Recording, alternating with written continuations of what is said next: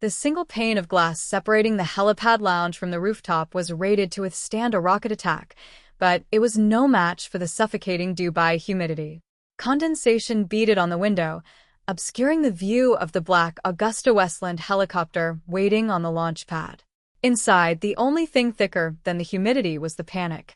Sheikh Khalid Al-Jamil's pilot of 12 years had just quit, spectacularly and profanely, over a dispute about his holiday schedule.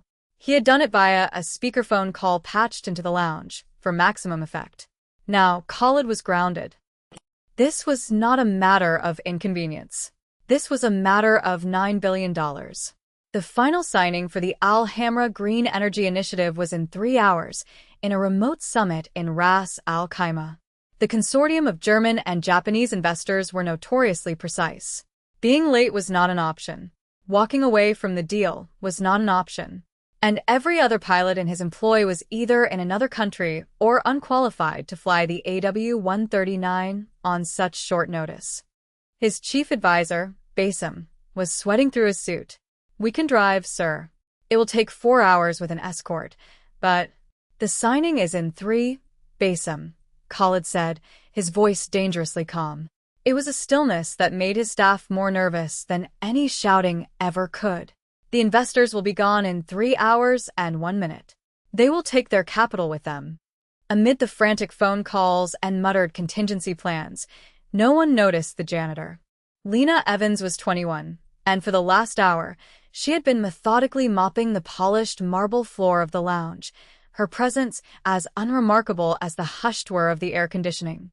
She was on the far side of the room when the pilot quit, and she continued her work, her movements efficient and silent.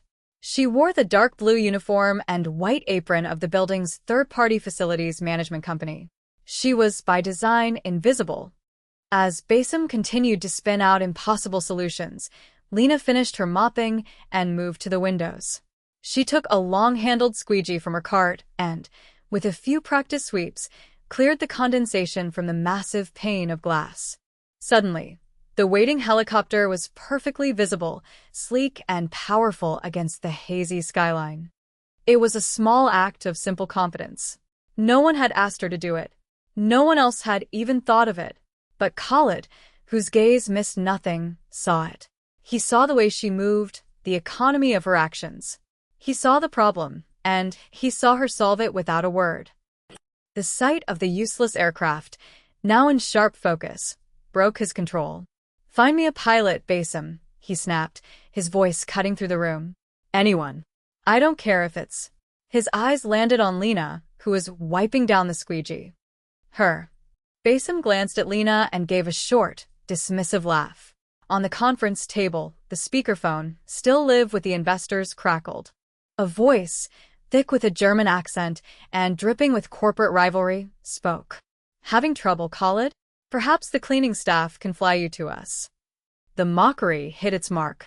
A flush of heat crept up Khalid's neck. He was being humiliated in his own tower.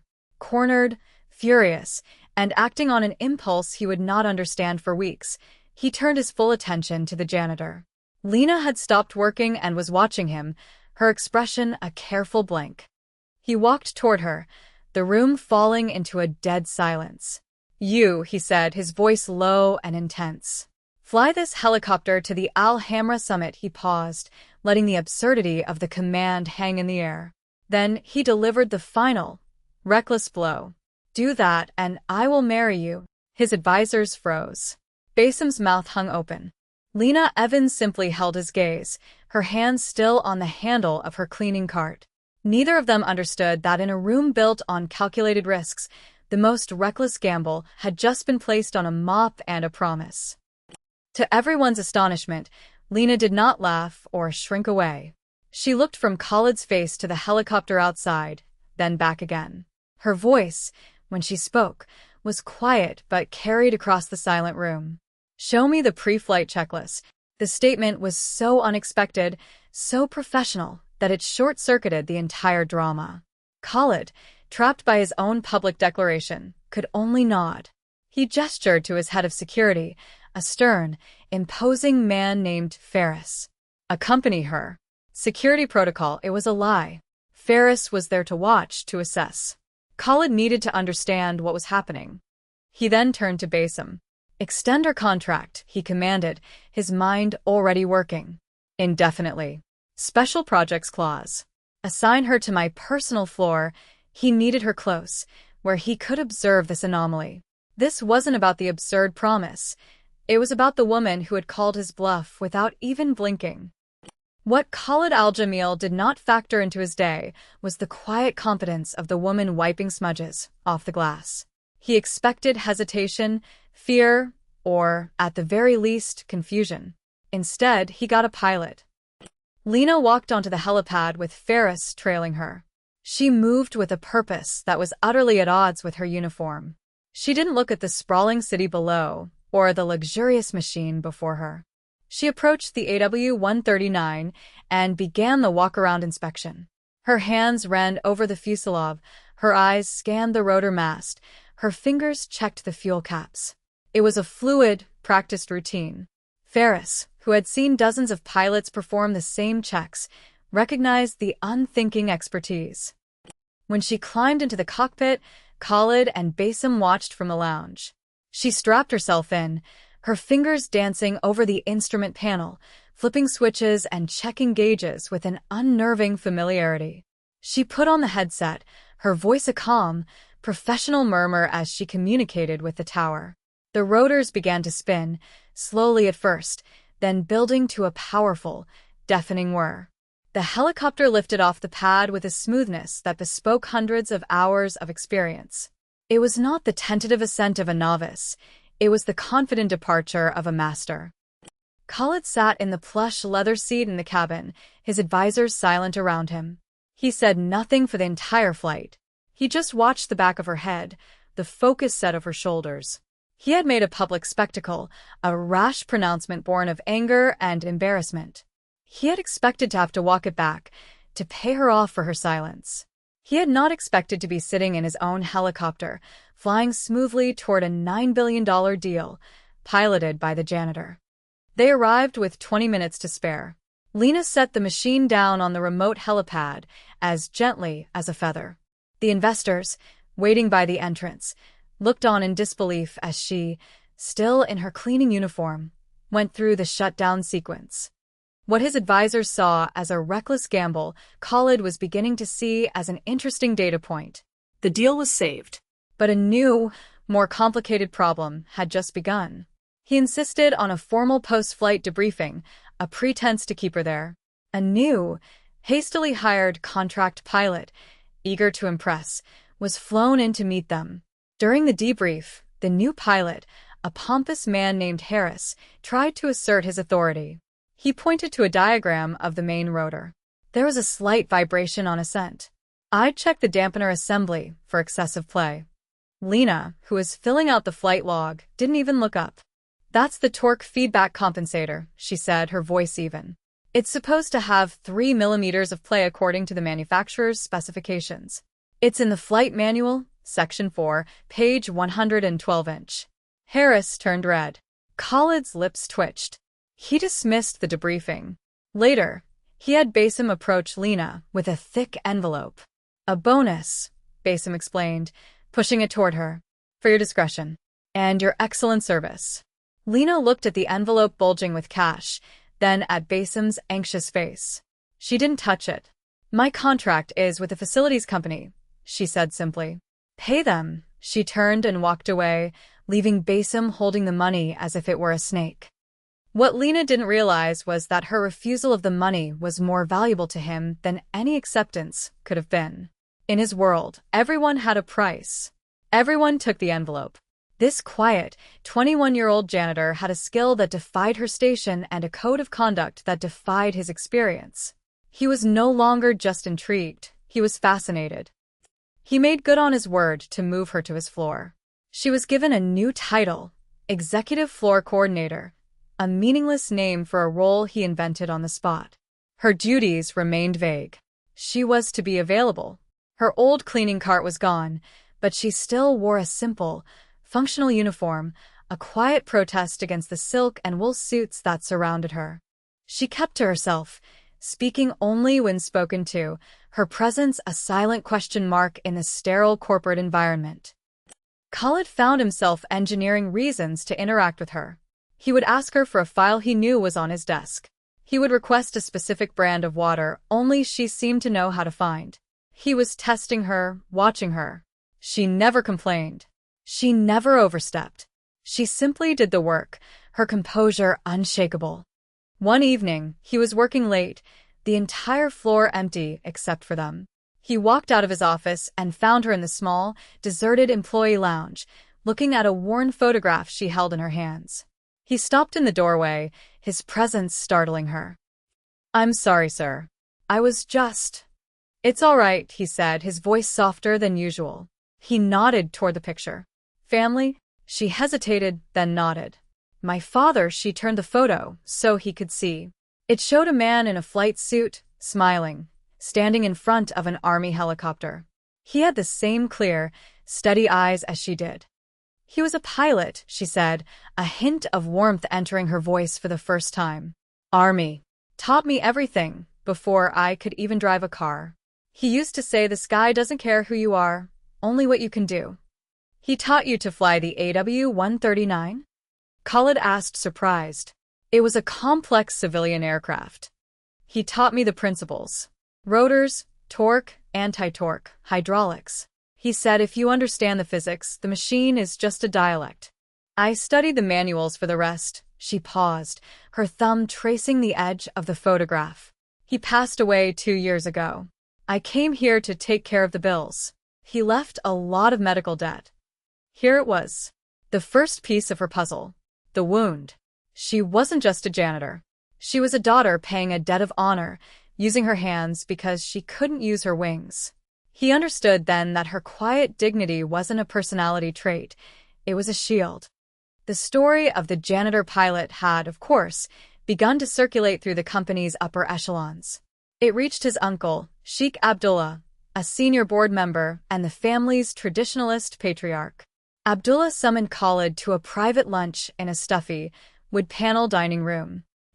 "I have heard a disturbing story," Abdullah began, without preamble, "about a wager. A helicopter. A cleaning woman who you have now installed on your personal floor. She is a competent pilot who saved a significant deal for this company," Khalid replied coolly. "She is a janitor," his uncle countered, his voice sharp. "This is a foolish game, Khalid. The family's name is built on stability, on prestige. This spectacle, it makes us look unstable. It makes you look unstable. End it. Pay her off generously and send her home." It was a moment of anger. Everyone will understand. What his uncle failed to understand was that Khalid was less interested in the pilot and more interested in the person who would turn down a fortune to honor a contract. He was tired of the performances, the calculated deference of everyone in his life. Lena Evans was the first person in a decade who wasn't performing for him. She was simply being. "I will handle it," Khalid said, his tone leaving no room for argument. That night, he was working behind the great glass wall of his office. The city lights spread out below him like a field of scattered diamonds. He was aware of Lena on the other side of the glass, quietly performing her new, vague duties, polishing the already immaculate surfaces. He thought she couldn't see him through the reflection of the brightly lit office against the dark corridor. But as she moved, the angle of the light shifted for a brief second. Their eyes met in the reflection. She saw him not as the CEO in his seat of power, but as a man, alone in a glass box, his shoulders slumped with a weariness she recognized.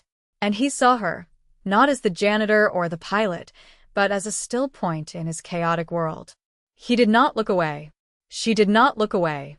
The moment stretched, silent and charged, a conversation held in a pane of glass. Then she gave a slight, almost imperceptible nod and moved on. The connection was broken, but the memory of it remained, shimmering in the air between them. The sandstorm arrived without warning. One moment, the sky was a hazy blue. The next, it was a roiling wall of ochre dust moving in from the desert. Within minutes, the city was engulfed. A high-pitched whine filled the air as the wind battered the skyscraper, and the sky turned a bruised, apocalyptic orange. The shaman was here. The building's emergency protocols kicked in. Steel shutters descended over lower-level windows. All air and road traffic was grounded. The tower went into lockdown. Only Khalid and a skeleton crew of essential security and engineering staff remained. And, due to a quirk in the scheduling rotation for her new role, Lena Evans was the only staff member on the executive floors. They were trapped together in the penthouse at the top of the world. Khalid, a man whose entire life was built on control, did not handle being powerless well. The storm had damaged the primary communications array on the roof. The satellite link was down. He was cut off from his global operations, a general without an army. He paced the length of his office, the wind howling outside like a hungry animal. The main power flickered, and the lights died. A second later, the backup generators kicked in, casting the suite in the cold, sterile glow of emergency lighting. This was the final indignity. He strode to the master control panel by his desk and tried to override the building's lockdown sequence. The system, designed for safety above all else, refused his command. Access denied. With a guttural roar of frustration, he slammed his fist on the polished mahogany desk. The sound echoed in the cavernous space. It was a rare, shocking loss of his legendary composure. Lena had been methodically checking the emergency supply kit stored in a service closet. She emerged into the main office, holding a high-powered flashlight, just in time to witness his outburst. She stood by the door, her expression calm, watching him. He turned, his eyes flashing with anger. "What are you looking at?" he demanded, his voice raw. She didn't flinch. She didn't apologize for her presence. She simply met his gaze. "A man who thinks he's in a cage," she said, her voice steady. "But the storm is outside. You're just in a room." Her observation was so direct, so devoid of the fear or deference he expected, that it stunned him into silence. The anger drained out of him, replaced by a weary astonishment. "You think it's that simple?" he asked, his voice cracking slightly. "You build an empire on control. What are you when you lose it?" "You're still the man who built it," she replied, taking a small step into the room. "Unless the control is all you ever were." Her words were not an accusation, but a genuine question. And they landed like a physical blow, striking a deep, hidden bruise he had carried for years. He sank into the large leather chair behind his desk, the fight gone out of him.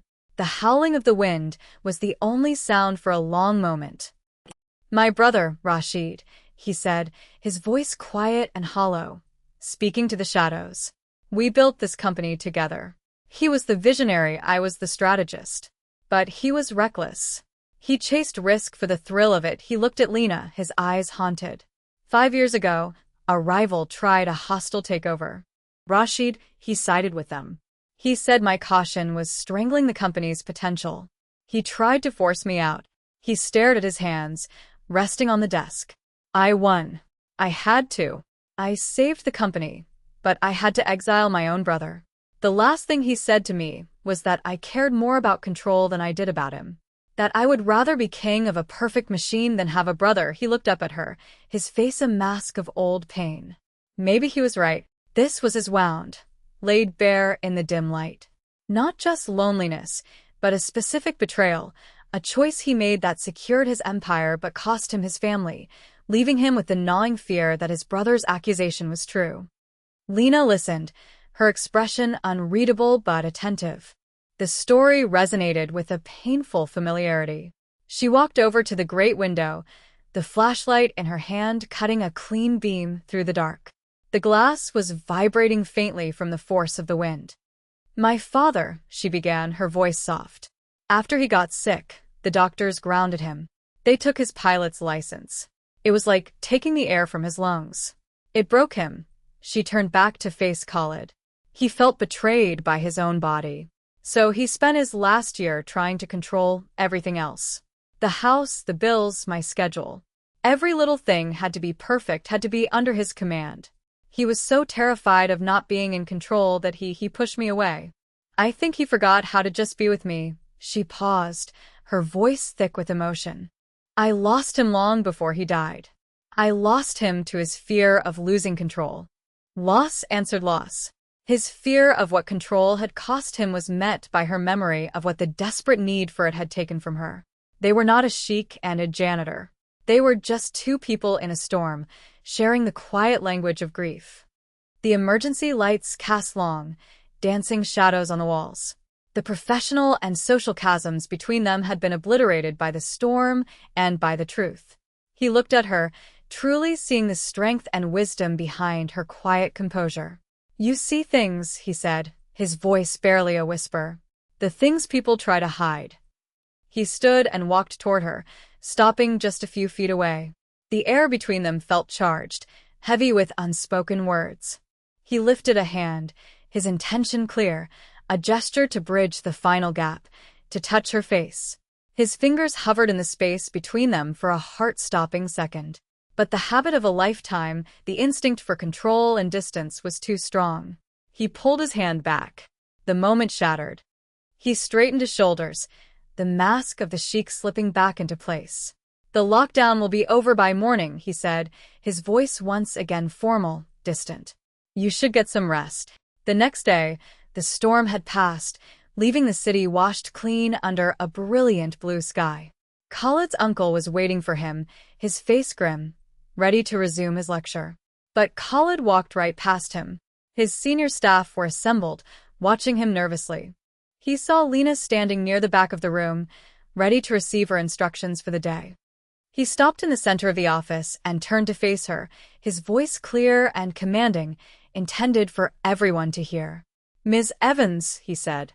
The use of her formal name was a statement in itself. My personal pilot has tendered his resignation, effective immediately. The position is open. It requires security clearance of the highest level and complete. Total discretion. He paused, his eyes locked on hers. The job is yours, if you want it. He wasn't offering her a romance. He wasn't addressing his foolish promise. He was offering her trust. Publicly. Irrevocably. In front of the very people who saw her as an embarrassment, he was placing her in a position of ultimate responsibility. He was choosing character over protocol, skill over status. And in doing so, he was finally choosing the person over the machine. Khalid's exiled brother, Rashid, had spies everywhere. The story of the janitor pilot was, to him, the perfect weapon. It was proof of Khalid's instability, the final piece of evidence he needed to convince the board that his brother was no longer fit to lead. He leaked a meticulously crafted story to a venomous international gossip columnist. The headline was brutal. Troubled sheik to marry cleaning staff after reckless wager on private jet. It was riddled with inaccuracies, but it contained a core of truth that made it devastating. The story included a grainy photo of Lena in her janitor's uniform, mopping a floor, placed next to a regal shot of Khalid in his thobe. The implication was clear. Khalid was losing his mind, his judgment clouded by a bizarre infatuation. Rashid timed the leak perfectly.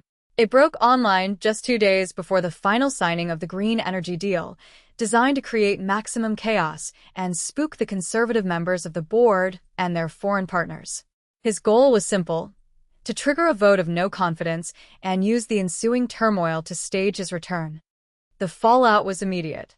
The tower was besieged by reporters. Lena was suddenly the most infamous janitor in the world. Khalid's PR team went into crisis mode, trying to shield her, to hide her away until they could craft a response. Basim found her in a small, unused office where they had sequestered her. He held out a tablet with a prepared statement. We need you to release this, he said, his voice strained. It says the story is a fabrication, that you were merely helping in an emergency, and that the sheik's words were misinterpreted. Lena read the statement. It was a carefully worded denial that painted her as a helpless victim and Khalid as a fool who had misspoken. It protected the company, but sacrificed the dignity of everyone involved. She shook her head. No. Lena, you must, Basim pleaded. Sheikh Abdullah is calling for an emergency board meeting. This is the only way to contain.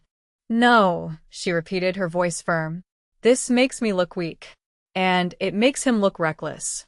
Neither is true, She stood up and walked past the frantic advisor. She found Ferris, the stoic head of security, and gave him a simple instruction. Find the most respected financial journalist in that crowd downstairs. Bring them to me. 1 interview. That's all I'll give. An hour later, Lena sat across from a seasoned journalist, the camera rolling. She was not in a uniform. She wore her own simple clothes, jeans and a plain blouse.